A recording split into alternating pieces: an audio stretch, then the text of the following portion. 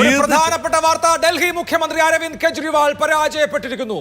ന്യൂഡൽഹി മണ്ഡലത്തിൽ പർവേഷ് സാഹിബ് സിംഗ് വർമ്മ ഒരു പക്ഷേ ഡൽഹിയുടെ പുതിയ മുഖ്യമന്ത്രി അരവിന്ദ് കെജ്രിവാൾ എന്ന വൻമരം വീണിരിക്കുന്നു. ഡൽഹി നിയമസഭാ തെരഞ്ഞെടുപ്പിൽ തുടർച്ചയായ 3 സർപ്രൈസുകൾക്ക് ശേഷം ഡൽഹി മുഖ്യമന്ത്രിയായിരുന്ന ആം ആദ്മി പാർട്ടിയുടെ ദേശീയ കോർഡിനേറ്റർ അരവിന്ദ് കെജ്രിവാൾ ഹോം ടർഫിൽ വീണിരിക്കുന്നു. അരവിന്ദ് കെജ്രിവാൾ തോറ്റിരിക്കുന്നു. വോട്ടുകൾക്ക് അരവിന്ദ് കെജ്രിവാൾ തോറ്റിരിക്കുന്നു. ഡൽഹി മുഖ്യമന്ത്രി എന്ന ഒരു പതിറ്റാണ്ട് കാലം ഇന്ത്യൻ രാഷ്ട്രീയത്തെ കൊണ്ട് നിരന്തരം വിളിപ്പിച്ച അരവിന്ദ് കെജ്രിവാൾ തോറ്റിരിക്കുന്നു. 22 സീറ്റുകളിൽ മാത്രം പരിമിതമായ ആം ആദ്മി പാർട്ടി നിൽക്കുമ്പോൾ ക്യാപ്റ്റൻ വീണുപോയിരിക്കുന്നു. 1844 വോട്ടിന് 1844 വോട്ട് എന്ന് പറയുന്നത് ഒരു വലിയ വിജയമാണ്. ബി ജെ പി ഒരു നേരിയ ഒരു ചെറിയ 100-ൽ താഴെ സന്ദീപ് ദീക്ഷിത് 3500-ൽ പരം വോട്ടും പിടിച്ചു. അപ്പോൾ കോൺഗ്രസിന്റെ സ്ഥാനാർത്ഥിയുടെ പ്രധാനപ്പെട്ട സ്ഥാനാർത്ഥിയുടെ സാന്നിധ്യം അരവിന്ദ് കെജ്രിവാളിന്റെ തോൽവിക്ക് ഒരു കാരണമായിട്ടുണ്ട്. മാത്രമല്ല ആം ആദ്മി പാർട്ടി ഭരണത്തിൽ പുറത്തേക്ക് ആം ആദ്മി പാർട്ടിയെ സംബന്ധിച്ച് ഏറ്റവും വലിയ ആഘാതം അത് അരവിന്ദ് കെജ്രിവാളിന്റെ തോൽവി തന്നെയായിരിക്കും. അതിന് പിന്നാലെ അരവിന്ദ് കെജ്രിവാളിന്റെ പ്രഖ്യാപനം വരികയാണ്. കുറച്ച് മെച്ചപ്പെടുന്നുണ്ട്. ബസന്ത് അരവിന്ദ് കെജ്രിവാളും വീണിരിക്കുന്നു. യുദ്ധത്തിൽ ഓരോരുത്തരായി വീഴുന്നു എന്നതിനേക്കാൾ ക്യാപ്റ്റൻ വീഴുക എന്നത് വളരെ പ്രധാനം. ഡൽഹി രാഷ്ട്രീയത്തിലെ യുദ്ധമേ ഇല്ല. ഇതാ അരവിന്ദ് കെജ്രിവാൾ തോറ്റിരിക്കുന്നു. ആ വോട്ടെണ്ണലിന്റെ അവസാനത്തെ ആ ട്രെൻഡും അതിന്റെ മറ്റു വിവരങ്ങളും.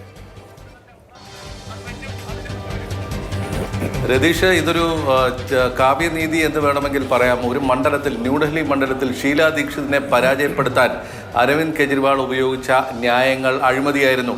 ഷീലാ ദീക്ഷിത്തിനെതിരെ അഴിമതി ആരോപണം ഉന്നയിച്ചുകൊണ്ടാണ് ഒരുപക്ഷെ ഡൽഹിയിൽ കോൺഗ്രസിനെയും രാജ്യത്താകമാനം തന്നെ കോൺഗ്രസിൻ്റെ തകർച്ചയ്ക്ക് വഴിവെച്ചത് ആം ആദ്മി പാർട്ടിയും അല്ലെങ്കിൽ അന്ന് അരവിന്ദ് കെജ്രിവാൾ ഉന്നയിച്ച ആരോപണങ്ങളുമായിരുന്നു. അതേ അരവിന്ദ് കെജ്രിവാൾ ന്യൂഡൽഹി മണ്ഡലത്തിൽ പരാജയപ്പെട്ടിരിക്കുന്നു. എതിർ സ്ഥാനാർത്ഥിയായി സന്ദീപ് ദീക്ഷിത് ഉണ്ട്. വലിയ ഒരു പരാജയത്തിന് കാരണമൊന്നുമായില്ലെങ്കിലും അത് അവിടുത്തെ ഒരു വലിയൊരു ചിഹ്നമായി തന്നെ നിന്നു സന്ദീപ് ദീക്ഷിത്. അതായത് ഷീലാ ദീക്ഷിതിൻ്റെ മകൻ മത്സരിച്ച മണ്ഡലത്തിൽ എതിർ സ്ഥാനാർത്ഥിയായി വന്ന അരവിന്ദ് കെജ്രിവാൾ പരാജയപ്പെട്ടിരിക്കുന്നു. 1844 വോട്ടിനാണ് BJP സ്ഥാനാർത്ഥി പർവേഷ് വർമ്മയോട്. മുൻ മുഖ്യമന്ത്രി സാഹിബ് സിംഗ് വർമ്മയുടെ മകനാണ് പർവേഷ് വർമ്മ. അദ്ദേഹം അല്പസമയത്തിനുള്ളിൽ പർവേഷ് വർമ്മ ആഭ്യന്തരമന്ത്രി അമിത്ഷായെ കാണാൻ പോകുന്നു എന്നുള്ളൊരു വിവരം കൂടി വരുന്നുണ്ട്.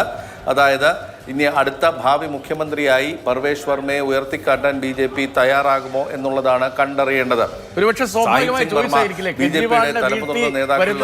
കെജ്രിവാളിനെ വീഴ്ത്തി വരുന്ന ഒരാൾ എന്ന നിലയിൽ ഒരു സ്വാഭാവിക ചോയ്സായി മാറും. അതോ മറ്റു പേരുകളിലാണ്?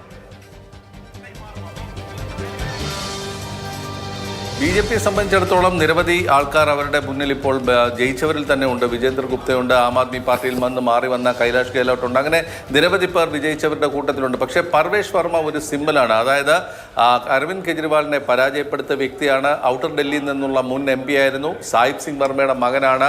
ഏറ്റവും വലിയ ജാട്ട് നേതാക്കളിൽ ഒരാളാണ് എന്നുള്ളതും വലിയൊരു ഒരു ക്വാളിഫിക്കേഷനായിട്ട് അവർക്ക് എടുക്കാൻ കഴിയുന്ന ഒരു സാഹചര്യമാണ്. യുവാവാണ് എന്നുള്ളതാണ്, ഒരു ചെറുപ്പക്കാരനാണ്. അപ്പോൾ ആ നിലയ്ക്ക് ഭാവി കൂടി കണ്ടുകൊണ്ടുള്ള ഒരു പരീക്ഷണത്തിന് BJP തയ്യാറാവുകയാണെങ്കിൽ ഒരു പക്ഷേ പർവേഷ് വർമ്മയെ തന്നെ മുന്നോട്ട് വെക്കാനുള്ള ഒരു സാധ്യതയുണ്ട്. വിവാദ പ്രസ്താവനകളിലൂടെ പർവേഷ് വർമ്മ നേരത്തെ അദ്ദേഹം മാധ്യമങ്ങളിലൊക്കെ നിറഞ്ഞു നിന്ന ഒരു വ്യക്തി കൂടിയാണ്. പക്ഷേ പർവേഷ് വർമ്മയുടെ ഈ വിജയം ചെറുതല്ല. മാത്രമല്ല പരാജയപ്പെടുത്തിയത് അരവിന്ദ് കെജ്രിവാളിനെ പോലെ ആം ആദ്മി പാർട്ടിയുടെ ഒരു ദേശീയ കൺവീനർ കൂടിയാണ്, ഒരു നേതാവിനെയാണ്, മുൻ മുഖ്യമന്ത്രിയാണ്.